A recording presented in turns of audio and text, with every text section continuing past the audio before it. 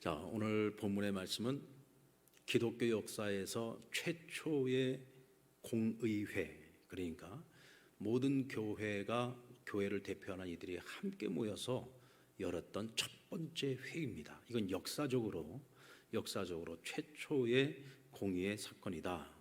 예루살렘 1차 공의회라고 불리워지는 이 사건의 배경, 또 구원에 대한 교리가 이 회의에서 어떻게 확정되게 되었는지를 오늘 본문이 말씀하고 있어요.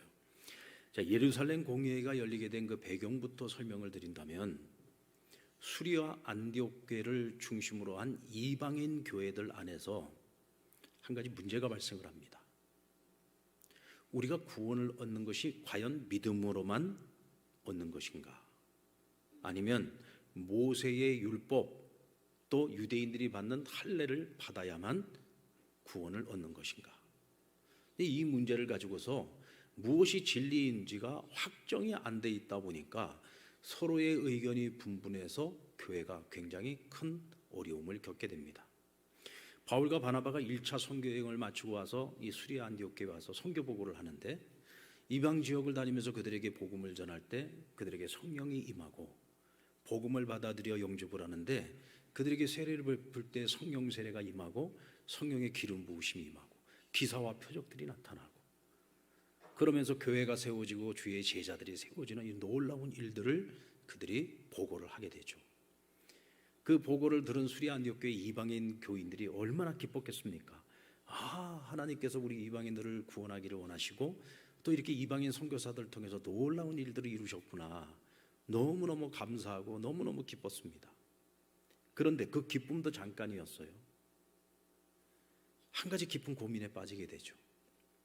바울과 바나바가 선교여행을 떠나 있는 동안 어떤 일이 있었느냐면, 이곳 수리아 안디옥 교회뿐만 아니라 이방인 지역에 있는 교회들의 예루살렘 교회로부터 파송을 받았다고 하는 사람들이 이 교회들을 찾아와서 그들에게 바울과 바나바가 가르친 교리뿐만 아니라 거기에다가 플러스 반드시 할례를 받아야 된다.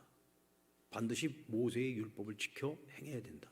그러지 않으면 믿음으로만 얻는 구원은 불완전한 구원이다. 이렇게 가르친 거예요.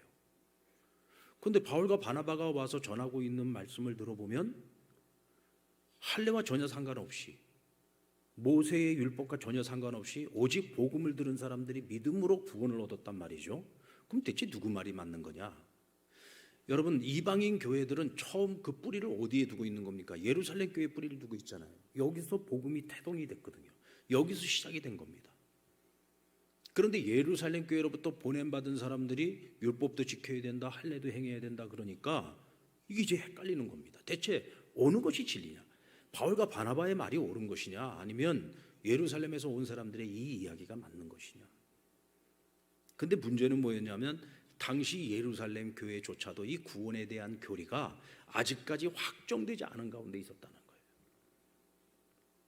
또 그들은 문화적인 기초 뿌리가 유대인입니다. 모세 율법에 있었어요. 근데 이건 본질은 아니죠. 이건 본질이 아닙니다. 본질은 복음입니다. 그러나 그들이 평생 동안, 또 그들의 그 조상들이 오랜 세월 동안 지켜왔었던 유대인으로서의 전통성이 뭐예요?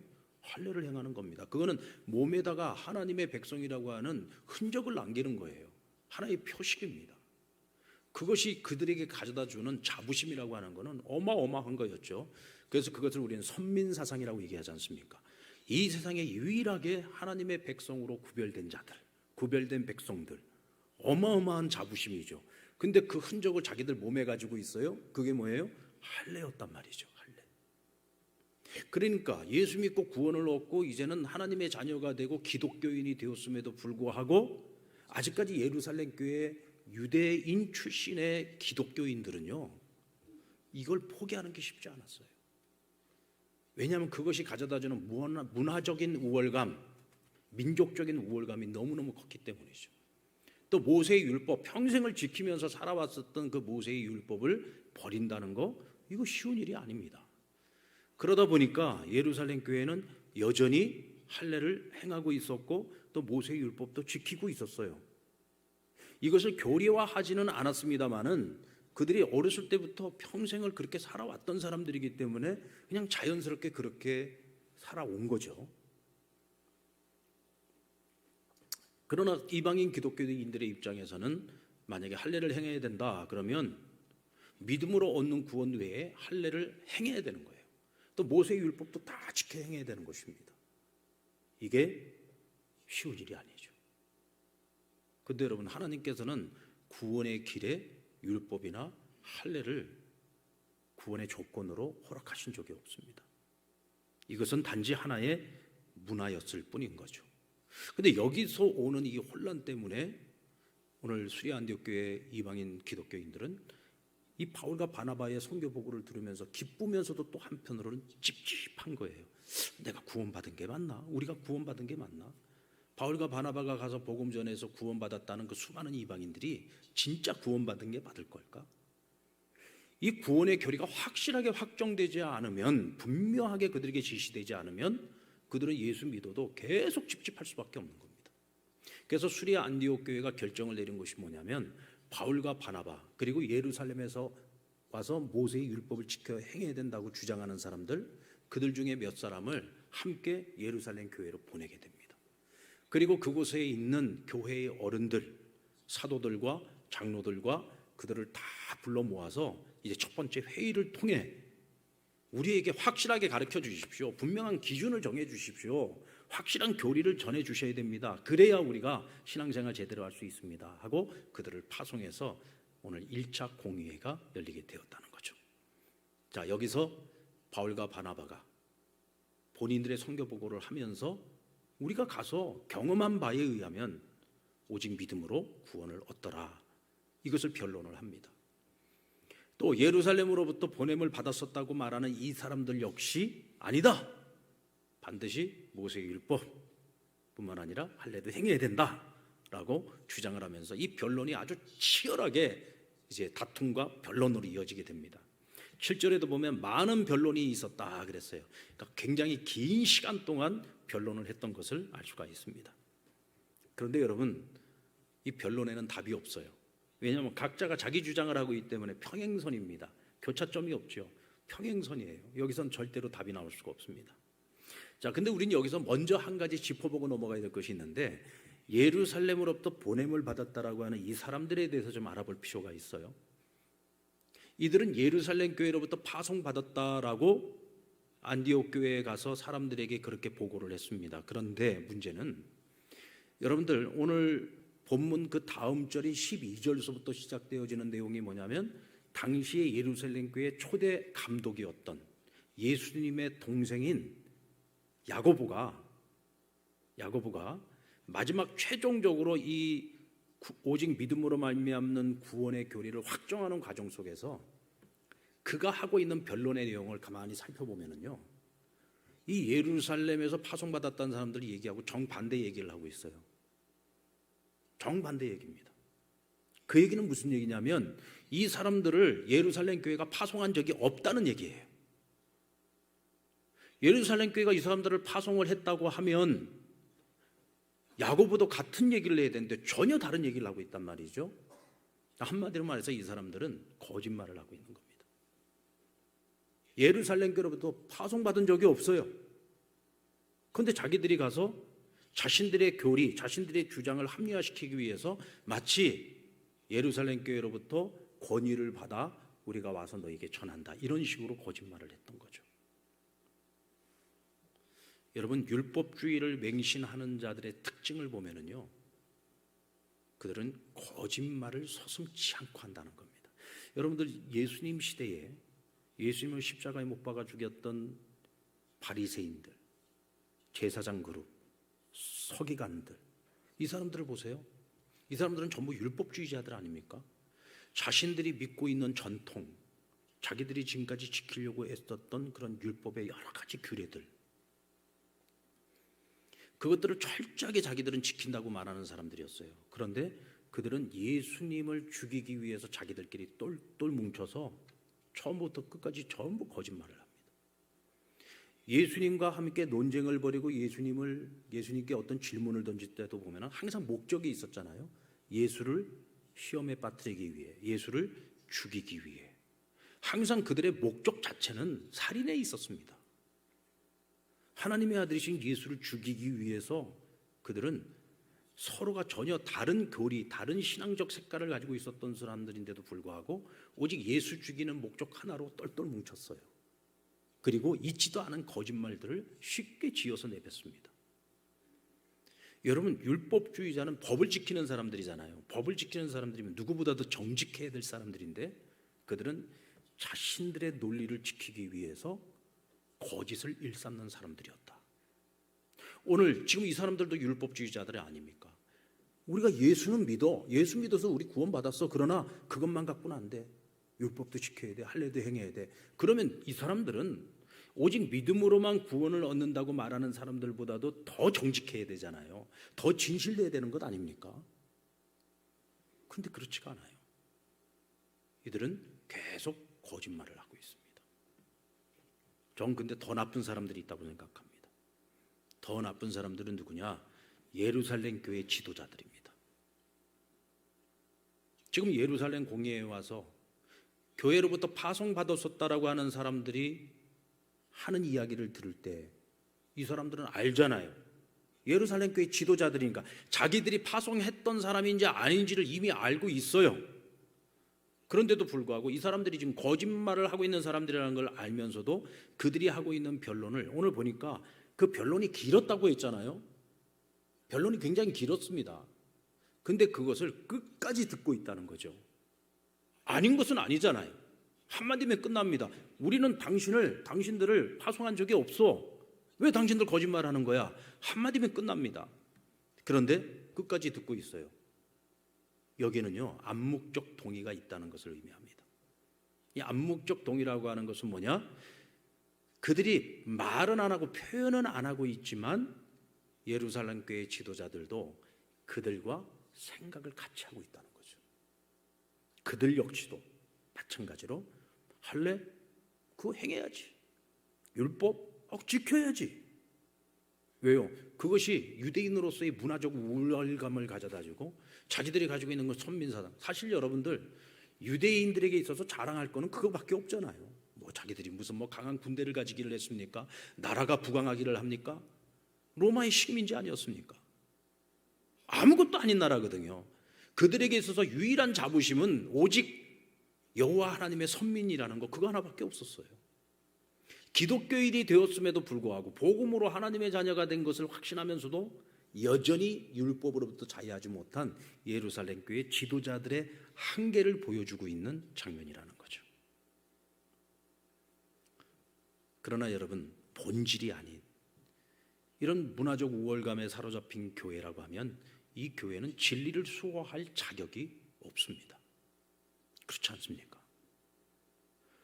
교회가 정직하지 못하고 교회가 진리를 수호하지 못하면 더 이상 그건 교회가 아닌 거죠. 지금 예루살렘 교회가 그런 위험성에 노출되어져 있었다는 것을 알 수가 있습니다. 유대인 랍비와 가톨릭 신부가 같이 한 상에 앉아서 밥을 먹습니다. 이 가톨릭 신부가 랍비에게 이렇게 말합니다. 참 당신들은 불쌍해. 이렇게 맛있는 새우도 못 먹고 이렇게 신선한 굴도 못 먹고 이렇게 기름진 돼지고기도 못 먹고. 그렇죠? 왜냐하면 랍비들은 이거 다 안 먹잖아요. 유대인들은 다 금하고 있는 음식이거든요. 그러니까 이 랍비가 대답하기를, 아니야, 내 평생에 한 번은 먹을 수 있을 것 같아. 그럼 언제 한 번 먹을 수 있을까요? 랍비 말이, 당신이 결혼을 할 때 내가 밥 먹어줄게. 예, 이제 조금 감이 오십니까? 당신이 결혼할 때 내가 먹어줄게. 여러분, 신부는 결혼 안 하잖아요. 그러니까 신부가 결혼을 한다는 건 불가능한 일이잖아요. 이런 식으로 서로 이제 어떻게 보면 말장난하는 거죠. 근데 여러분, 이게 본질입니까? 이 신앙의 본질인가요? 뭘 먹고 안 먹고, 이 음식 문제는 사실은 이게 본질적인 문제가 아니거든요. 여러분, 캐톨릭 신부들이 결혼을 안 하는 것, 이 성경에 나와 있습니까? 결혼을 안 해야지 되는 게 거룩한 겁니까? 성경에 어디에도 없어요.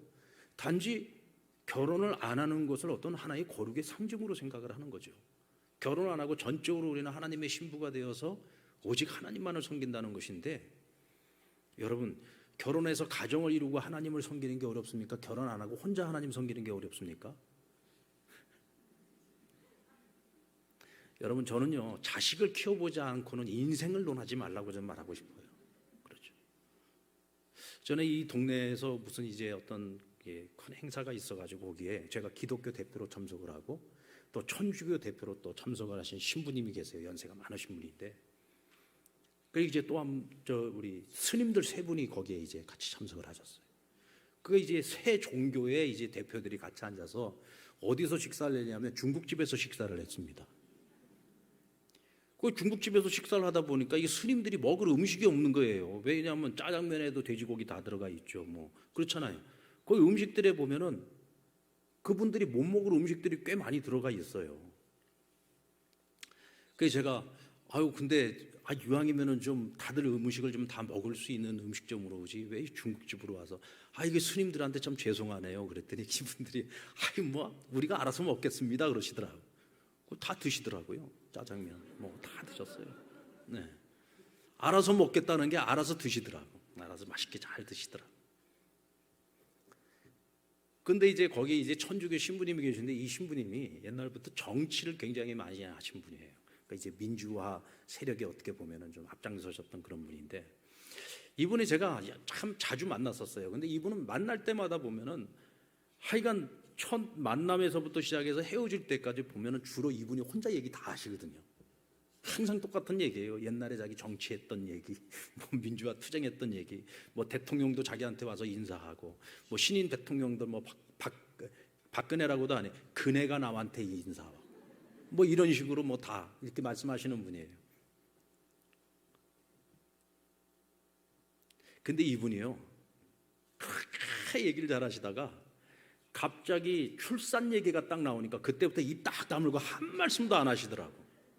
출산 얘기가 나오니까 요즘 뭐 출산율이 줄어서 뭐 걱정이랬는데 이런 얘기들이 나오니까 이분이 갑자기 입을 딱 다물더니 그때부터 끝날 때까지 말씀을 안 하시더라고요. 여러분, 자식을 안 키워봤는데 어떻게 인생을 논할 수 있습니까? 우리가 하나님의 일을 한다라고 하는 것이 우리가 말씀만 전하는 것이 아니잖아요. 인생 가운데 우리가 함께 만나고 또 서로 이야기를 나누고 함께 아파해주고 함께 눈물을 흘려주고 또 말씀하여 서로 위로하고 격려하고, 이것이 목회잖아요.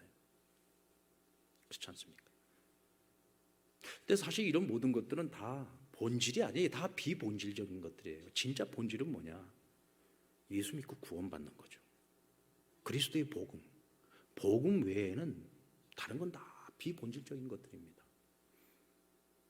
그런데 이런 문제를 가지고 초대교회도 끊임없이 서로의 의견이 달라서 서로가 문화적 차이점을 가지고 끊임없이 다툼이 있고 변론이 있었다는 겁니다. 율법을 신봉한다. 그렇다면 누구보다 정직해야죠. 저는 우리 그리스도인들이 진리를 말하면서 우리가 살아가는 삶의 모습에서 진리가 드러나지 않는다면 저는 그것도 가짜라고 생각합니다. 여러분, 우리가 정말로 우리가 예수님을 믿고 정말 하나님의 말씀을 믿고 주님을 따르는 삶을 살아간다고 한다면 말로서만 우리가 늘 자기를 주장할 것이 아니고 진리를 주장할 것이 아니고 우리의 삶으로 정직하고 진실되게 그것을 지켜 행해야 된다고 생각합니다. 그게 힘이거든요. 그런데 오늘 이 예루살렘 공회에서 지금 함께 변론을 하고 있었던 이 율법주의자들은요, 거짓말쟁이입니다. 가짜인 거죠. 그래서 오늘 이 공회에서 아주 중요한 결정이 내려지게 되는데, 그 결정을 내리게 되는데 가장 큰 공헌을 하는 사람이 누구냐면 베드로입니다.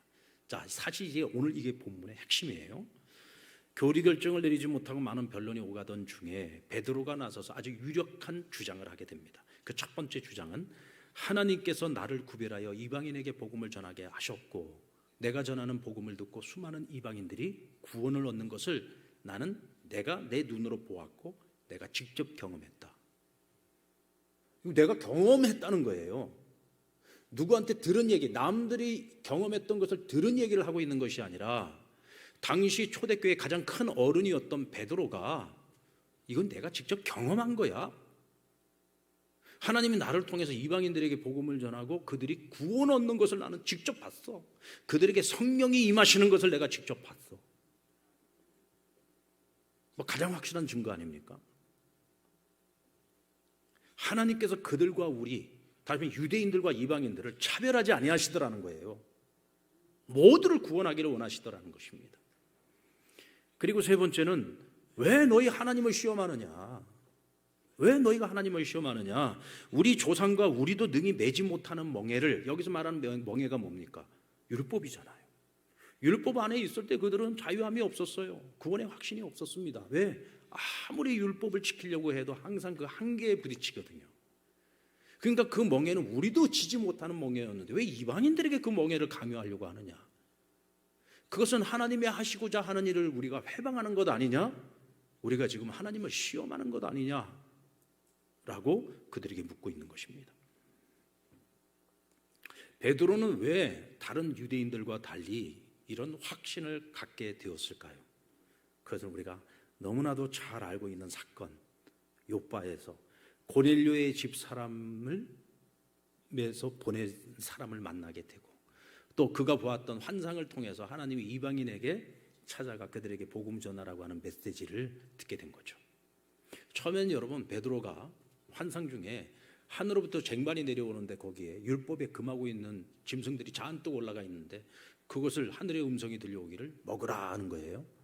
그러자 베드로가 뭐라고 했습니까? 하나님, 내가 지금까지 살아오면서 유대인으로서 율법을 어긴 적이 없습니다. 근데 어찌하여 내가 평생 먹지 않았던 저런 짐승들을 먹으라고 하시는 겁니까? 그래서 하나님께서 내가 정하다고 하는데 왜 너가 더럽다고 하느냐? 먹어라 라고 말씀을 하십니다. 그 베드로가 그 환상을 보고 난 후에 굉장히 고민에 빠지죠. 이 대체 나에게 무엇을 의미하는 것이고 무엇을 말씀하고 계시는가? 근데 그때 마침 고넬료, 로마의 백부장이었던 고넬료라고 하는 경건한 사람이 있었어요. 그 사람은 경건한 유대교인이었습니다. 로마 사람이었지만 경건한 유대교인이었어요. 근데 이 사람이 베드로가 욥바에 있다는 이야기를 듣고 그를 초청해서 그로부터 말씀과 가르침을 듣고자 사람을 보낸 겁니다. 이방인이 보낸 거죠. 그러면 이 사람을 따라서 베드로가 그 집에 가게 되면 이방인과 함께 같은 식탁에 앉아서 같이 식사를 해야 돼요. 그래서 유대인들은 이방인들과 절대로 식탁의 교제를 나누면 안 됩니다. 이게 율법에 금하고 있어요. 왜? 식탁 교제 그 자체가 자기를 더럽히는 것이기 때문에 그렇습니다. 여러분, 베드로는 이미 기독교인이었지만 복음으로 말미암는 하나님의 자녀였지만 여전히 유대인이죠. 평생을 유대인으로, 평생을 율법 아래 살아왔던 사람이에요. 그러니까 포기하고 싶지 않았던 겁니다. 그래서 가고 싶지 않았어요. 그러나 그 환상을 보고 난 후에 그 집 사람들을 만났을 때 거부할 수가 없었습니다. 왜? 하나님께서 정하니 먹으라고 말씀하셨기 때문에. 그래서 따라갑니다. 그리고 그 집에 가서 복음을 전하는데 놀라운 것은 복음을 듣고 있던 그 집 사람들에게 성령이 임하고 성령 세례가 임한 거죠. 그러면서 그들이 복음을 영접하게 됩니다. 세례를 베풀게 됩니다. 구원을 얻게 되는 거죠. 그때 그가 깨달은 진리는 뭡니까? 하나님께서 유대인뿐만 아니라 모든 이방인들을 구원하기를 원하시는구나.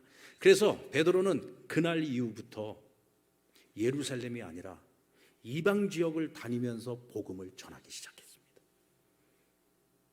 그리고 이방인들이 구원을 얻는 많은 경험들을 하게 된 거예요. 여러분, 바울과 바나바만 이방인 지역에 가서 복음 전한 게 아닙니다. 베드로도 이미 이방 지역을 다니면서, 그러니까 가이사랴라든지 예루살렘과 가까이에 이렇게 멀지 않은 유대 지역 가까이에 있는 이방 지역들을 다니면서 이미 바울은 복음 전하고 있었어요. 그것에서 이방인들이 구원 얻는 모습들을 그 또한 경험을 했던 거예요. 그러니까 바울과 바나바를 지지해 주기 위해서 이 얘기를 하고 있는 것이 아니라 내가 경험한 것을 있는 그대로 증언하고 있는 것입니다. 여러분, 왜 하나님께서 베드로에게 이런 일들을 경험하게 하셨을까요? 저는 바로 이때를 위함이라고 저는 생각합니다. 이 평행선, 전혀 서로 다른 이야기를 하고 있는데 이미 예루살렘 교회 지도자들은 어느 한쪽에 기울어져 있어요. 그러나 진리는 오직 믿음으로 해요. 이 사이에서 어떤 결정도 내리지 못하고 시간만 질질 끌고 있을 때 베드로가 딱 나서서 종지부를 확 찍어버린 겁니다. 왜요? 초대교회 최고의 어른인 베드로가 내가 그것도 경험한 이야기를 하고 있는데 이걸 누가 부정을 하겠습니까? 오늘 우리가 본문을 읽지는 않았습니다만 12절부터 마지막 절까지의 내용을 보면 당시 초대교회 예루살렘 교회의 감독이었던 야고보가 중재를 하고 나섭니다. 그 또한 오직 믿음으로 구원을 얻는 것을 이야기합니다. 그러나 또 한편으로 유대인들이 오랜 세월 동안 지켜왔던 문화적 전통이 있잖아요.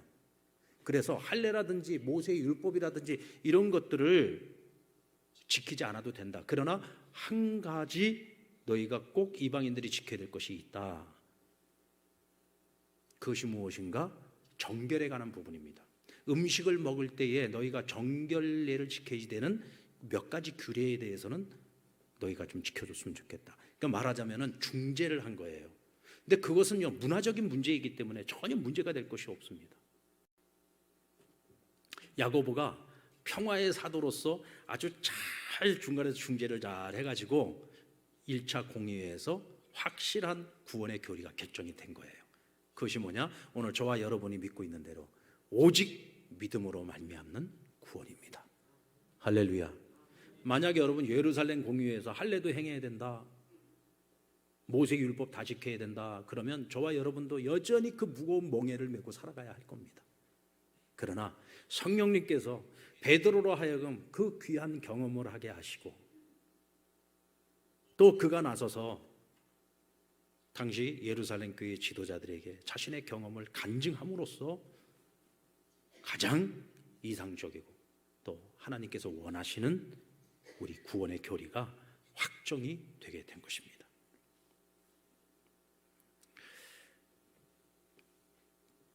만약에 여러분 베드로가 욥바에서 그와 같은 경험을 했음에도 불구하고 그가 그 사건을 자신의 가슴에만 묻어두고 있었다면, 만약 그가 침묵했더라면, 왜? 예루살렘 교회의 분위기를 너무 잘 알거든요. 당시 예루살렘 교회 지도자들이 어떤 성향을 갖고 있는 사람들인지를 알고 있거든요. 그래서 그냥 좋은 게 좋은 거지 뭐 하고 입을 딱 다물어 버렸다면 아마도 이런 하나님이 기뻐하시는 좋은 결정을 내리기는 어려웠을 겁니다. 그러나 베드로는 자신이 해야 할 일을 했습니다. 저는 이것이 사명자의 자세라고 생각합니다. 이것이 사명자의 자세입니다. 하나님께서 나에게 보여주시고 경험하게 하신 것이 있다면 나를 필요로 할 때, 그 경험을 필요로 할 때 반드시 입을 열어 증거해야 하는 것이죠. 여러분, 우리가 복음을 듣고 예수님을 영접해서 구원을 얻었습니다. 우리가 예수 믿고 얻은 것이 얼마나 많습니까? 우리 그 모든 것이 하나님의 은혜라고 고백하잖아요. 우리가 하나님께 입은 그 은혜가 얼마나 많습니까? 우리는 그 세상에서 우리가 가장 행복한 사람, 우리가 가장 복된 사람들이라고 믿고 있죠? 아멘입니까? 우리가 그렇게 예수님 때문에 좋은 것들을 많이 누리고 있어요. 많은 것들을 경험했어요. 은혜를 경험했어요. 그럼 우리는 무엇을 해야 되죠? 모르는 사람들에게 그것을 전해줘야죠. 그것을 몰라서 세상에서 방황하고 있고 불행하게 살아가는 수많은 인생들이 있잖아요. 그럼 우리는 먼저 복음을 듣고 먼저 은혜를 입은 자로서 우리는 그것을 마땅히 전해야지 되는 거예요. 내가 경험한 하나님을 간증해야 되는 겁니다. 내가 받은 은혜를 간증해야 되는 거예요. 이것은요, 해도 되고 안 해도 되는 선택의 문제가 아니라 오늘 베드로처럼 이건 사명인 거예요. 사명.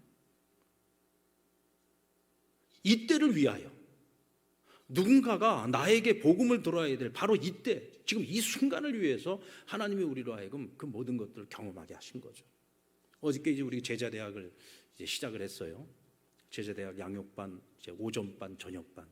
첫 시간에는 우리가 이제 만나서 반갑습니다 그러면서 각자 자기 소개를 하는 시간이 있습니다.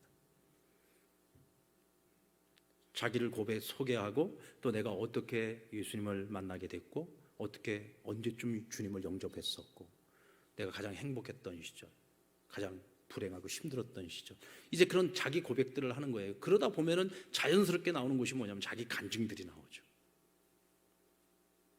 뭐 어저께 우리 첫 시간이었는데도 불구하고 서로를 잘 몰랐던 분들도 같이 자기 간증들을 같이 나누면서 굉장히 은혜를 많이 받았어요. 이 간증은요, 하나님이 내 인생에 간섭하시고 개입하신 사건들, 그러면서 우리 인생의 거듭남을 경험하게 되고 새로운 인생을 살아가게 된 이야기들을 같이 나누는 거기 때문에 한 사람 한 사람의 이야기가 전부 정말 스토리잖아요. 그 안에 무궁무진한 하나님의 은혜들이 있거든요. 그러면서 서로 도전받는 거예요.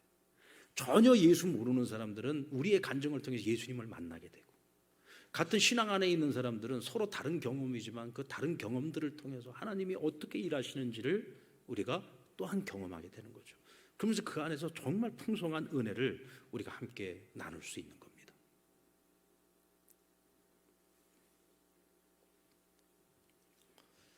또 한편으로는 저는 이렇게 생각을 해봤습니다. 어떤 공동체가 됐든지 그 공동체에서도 보면은 긍정적인 소리를 내는 사람이 있고 부정적인 소리를 내는 사람이 있어요. 근데 보면 항상 목소리는 누가 큽니까? 긍정적인 소리를 내는 사람이 목소리가 커요? 부정적인 소리를 내는 사람이 목소리가 커요? 제가 경험한 바로는요, 항상 보면은 목소리 큰 사람들은 부정적인 소리를 내는 사람들입니다. 항상 목소리가 커요. 긍정적인 생각을 하는 사람은요, 늘 생각이 긍정적이기 때문에 굳이 뭐 말을 많이 안 해요. 근데 부정적인 사람은요, 이게 틀린 생각인데도 불구하고 그 생각을 관철시키기 위해서 얼마나 소리를 지르고 자기를 주장하는지 모릅니다. 근데 보면 공동체가 문제가 생겼을 때 제가 볼 때는 공동체의 문제는요, 부정적인 소리를 내는 몇몇 사람 때문에 교회가 문제가 생기는 게 아니에요. 긍정적인 사람의 침묵이 교회를 힘들게 만듭니다. 굉장히 중요한 얘기입니다. 이 얘기는. 긍정적이고 바르고 좋은 생각을 가지고 있는 사람들은 부정적인 사람이 잘못 생각을 하고 있을 때 그걸 바로 잡아주고자 하는 노력이 있어야 되는데 귀찮아요. 말리고 싶지 않아요.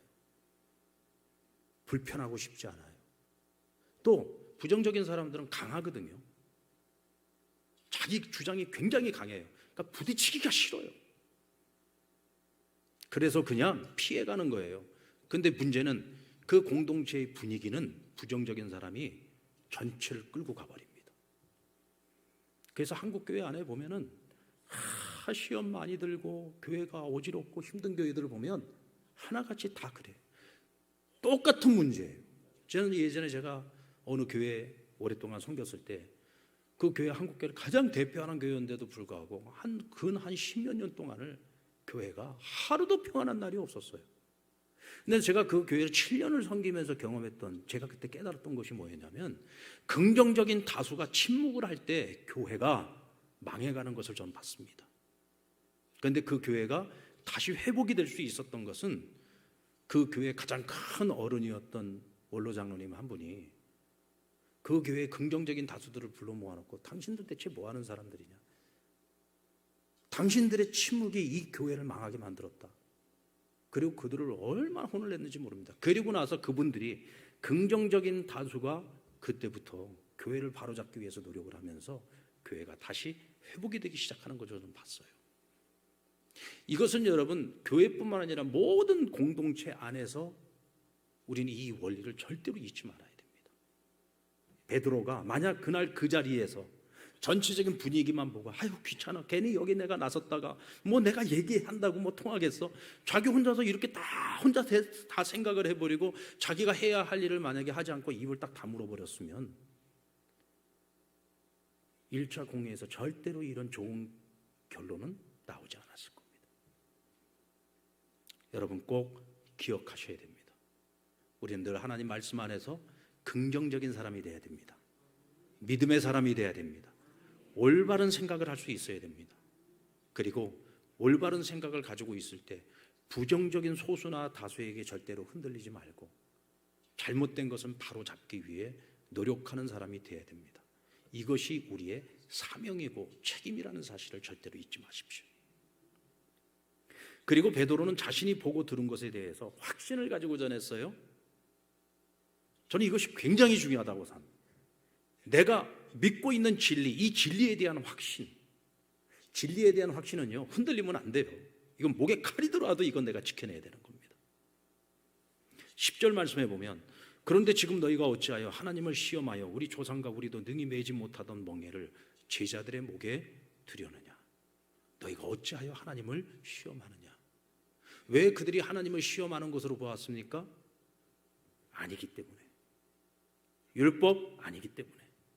더 이상 할래? 아니기 때문에. 이것을 이제 분명히 알아요. 오직 믿음으로 구원을 얻는 것이 진리라고 하는 것을 믿는 겁니다. 여기에 조금 더 흔들림이 없습니다. 요동함이 없어요. 확신을 가지고 있는 겁니다. 여러분, 우리가 복음을 전할 때요, 복음을 어떻게 전할 것인가 방법론도 중요합니다만은 가장 중요한 것은 복음을 전하는 내가 전하는 이 복음에 대해서 얼마만한 믿음을 가지고 있고 확신을 가지고 있느냐 합니다. 여러분, 예수 그리스도의 복음이 저와 여러분을 구원한 것을 믿습니까? 절대 진리라는 사실을 믿습니까? 이 진리를 지키기 위해서는 내 생명조차도 내가 아끼지 않겠다라고 하는 믿음이 있습니까? 우리에게 그 믿음이 있어야 돼요. 이 믿음이 없이 복음 전하면은요, 듣는 사람이 더 잘 알아요. 아, 이 사람이 지금 자기가 전하면서도 확신이 없네? 금방 압니다. 사람은 영적인 존재이기 때문에 금방 눈치챌 수 있어요. 확신을 가지고 있어요. 내 자신이 확신을 가지고 있어야 확신 있는 복음을 전할 수 있고, 그 전하는 복음을 들었을 때 그 사람들의 마음과 영혼에 울림을 줄 수 있는 것입니다.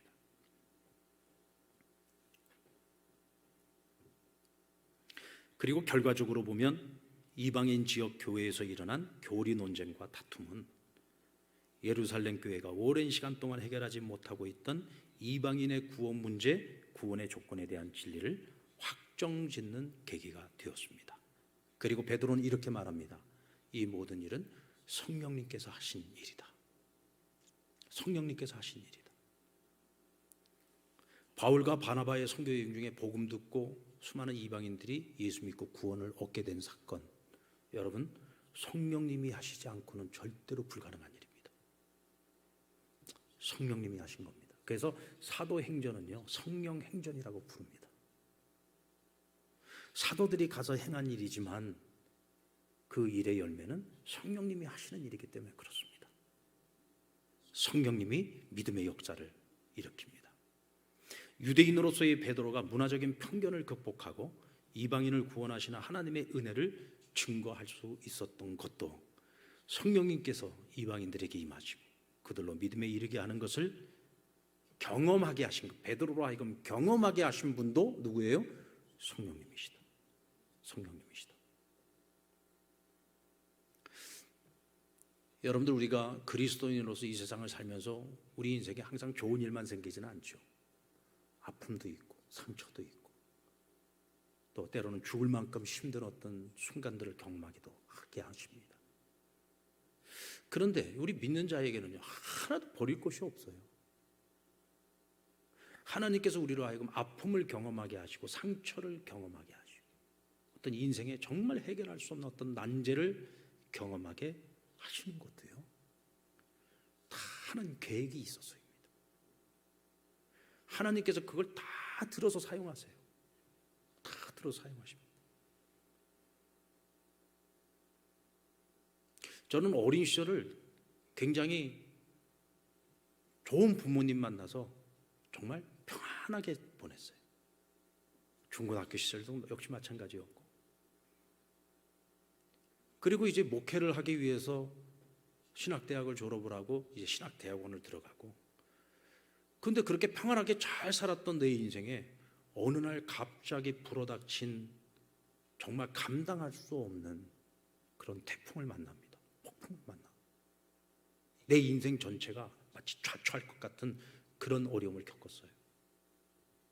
근데 지금 가만히 돌아보면 그때 그런 아픔들과 그런 고통들, 그런 환난들이 제가 목회를 함에 있어서는 정말 돈 주고도 살 수 없는 하나님이 나에게 주신 가장 축복의 시간이었던 것을 저는 기억합니다. 만약 그때 제가 그런 경험들을 하지 않았었더라면 성도들의 아픔과 고통, 그들이 겪는 어려움, 세상에서 겪어야 되는 인생의 희노애락을 절대로 이해하지 못했을 거예요.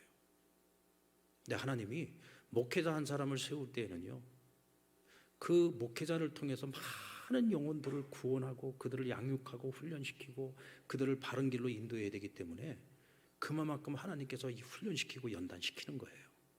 그러니까 가만히 돌아보면 하나도 버릴 것이 없어요. 제 인생에서 제가 경험했었던 그 모든 것들 어느 것 하나도 버릴 것이 없더라고요.